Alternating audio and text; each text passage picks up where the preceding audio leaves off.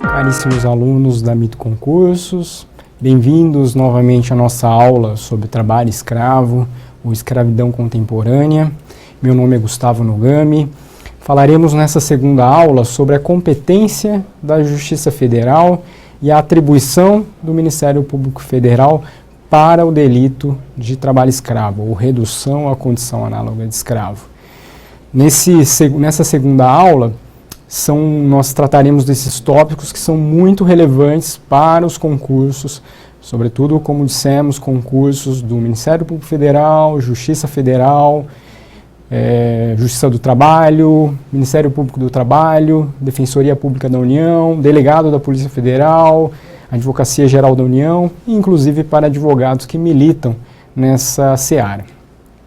Bem, o primeiro ponto específico, que é da competência, é muito relevante que nós analisemos com bastante profundidade o recurso extraordinário número 398-041, de 30 de novembro de 2006. É o leading case sobre a competência da Justiça Federal em matéria de trabalho escravo. Foi julgado pelo Pleno do Supremo Tribunal Federal, tendo relator o ministro Joaquim Barbosa. O ministro Joaquim Barbosa, acompanhado pelo restante do Pleno, pela maioria do Pleno, fez uma interpretação teleológica e sistemática do ordenamento jurídico pátrio, com prevalência dos ditames constitucionais. Vamos explicar melhor qual foi essa controvérsia.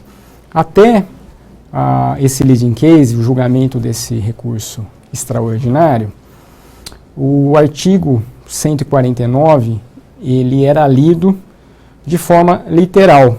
E, em razão disso, a jurisprudência encaminhava para uma interpretação de que a competência seria da Justiça Estadual. Por quê?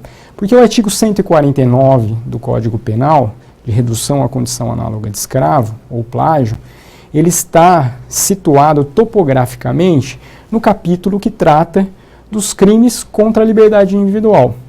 Como um crime contra a liberdade individual, não havia por que o crime ser da competência da Justiça Federal.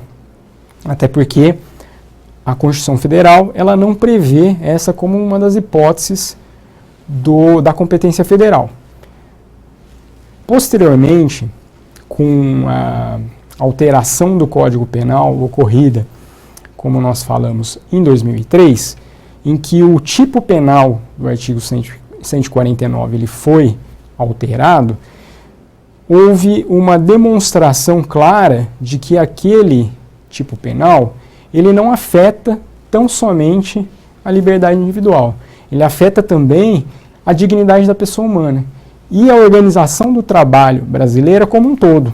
Em razão dessa nova feição do artigo 149, é que o Supremo Tribunal Federal, com o voto condutor do relator ministro Joaquim Barbosa, começou a realizar uma interpretação teleológica, ou seja, finalística e sistemática do ordenamento jurídico pátrio.